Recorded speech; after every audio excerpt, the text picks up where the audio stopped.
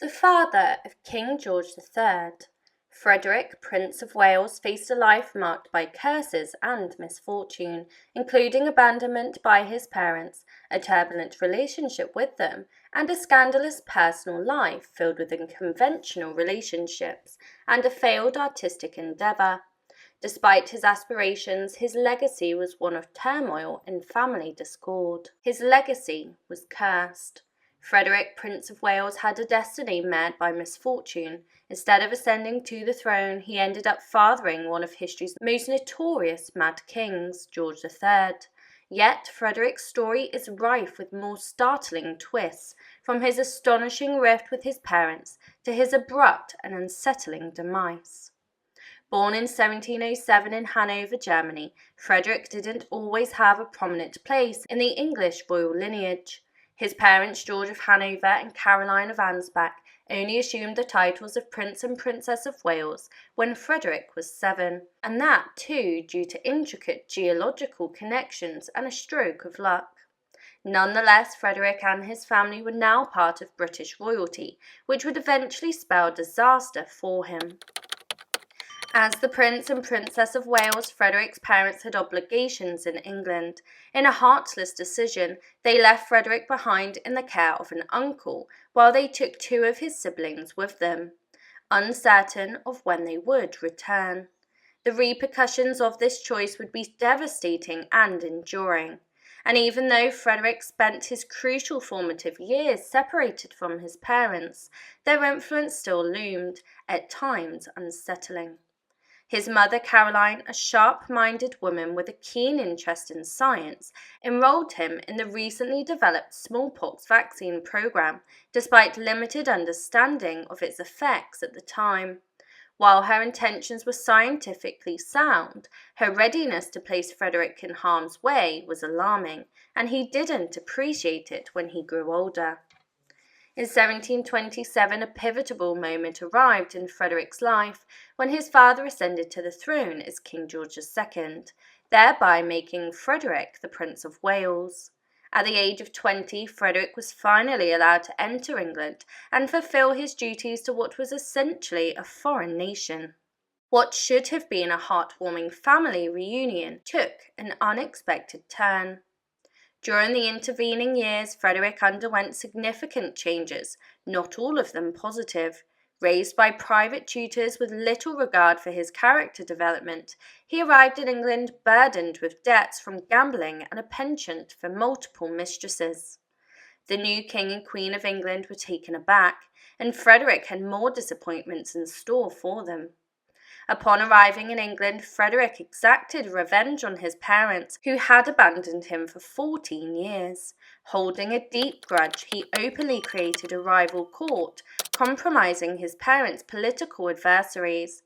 However, this move was not without its risks. Frederick's long separation from his parents meant that he didn't fully understand their capabilities. His mother, Caroline, a skilled stateswoman, knew how to wield her power effectively.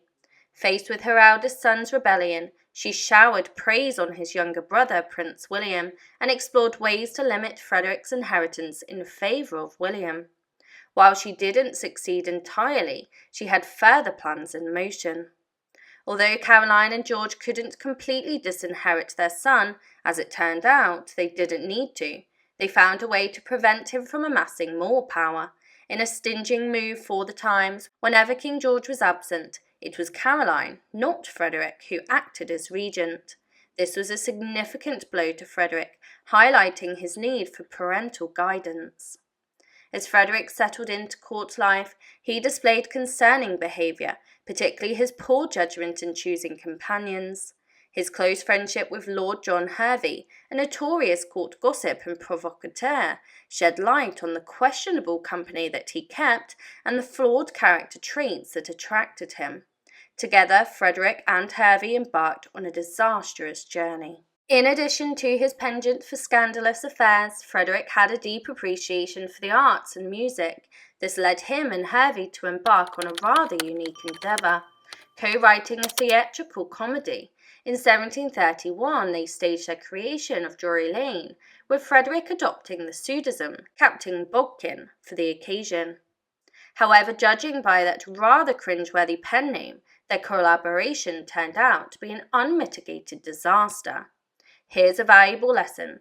Wealth and privilege do not automatically translate into artistic talent. It's reported that Frederick and Hervey's pet project was so horrendous that the manager of Drury Lane was convinced it wouldn't survive its opening night, regardless of royal patronage. In fact, he was so certain of its impending failure that he took drastic measures. Recognizing the importance of upholding his reputation, the manager devised an ingenious, albeit extreme, plan. On the night of Frederick's play, he stationed soldiers within the audience to maintain order once the audience realized how dreadful the performance was. His foresight proved correct. The play flopped. The soldiers quelled the irate audience, and refunds were issued. Yet Frederick, now enormed with scandal, was just getting started. Even amid these controversies, Frederick managed to find new ways to antagonize his parents. Shortly after his arrival in England, he dropped a shocking bombshell on his mother. He was officially taking Anne Vane, one of her ladies-in-waiting, as his mistress. And when it came to Anne Vane, well, Frederick had met his match. Anne Vane hailed from lineage of audacious women, with her own mother being famous as a scandalous figure in court. Embracing this legacy, Vane had her fair share of lovers, with Frederick merely being one of them. However, she soon became the source of more than just gossip in Frederick's court. During the 1730s, Frederick faced a momentous revelation. Anne Vane was pregnant, though to this day, the true father remains a mystery. Several individuals, including Frederick and Lord Harrington, were considered possible candidates.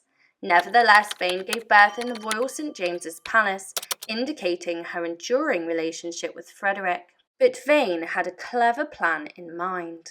In a bold and strategic move that showcased her mastery of the role of mistress, Vane named her newborn son Frederick, a name signifying son of Frederick. If one cannot definitely identify the father of their child, why not choose the most powerful one? Vane's manoeuvring, however, was destined to create a fresh rift in Frederick's life. Now, here's a sensational twist I've been holding back, mainly because it's too juicy to reveal all at once. Brace yourself, another of Anne Vane's lovers happened to be none other than Frederick's closest friend, Lord Hervey, the notorious court gossip. While they managed to navigate their love triangle for a while, the birth of young Frederick appeared to change everything. Hervey purportedly asserted that Frederick was his own son, leading to a falling out between him and Frederick around the time of the child's birth.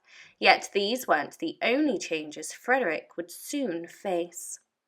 Join me in part 2 to delve into how King George III's father, Frederick, faced the urgent need to marry for the sake of producing legitimate heirs to the British throne. He pursued marriage primarily for financial gain, marrying Princess Augusta of Saxe-Gotha, a young German princess, but their marriage was marked by manipulation, scandalous affairs, and cruel treatment, ultimately culminating in the shocking and undignified birth of their first daughter, Princess Augusta, in absurd circumstances in 1737.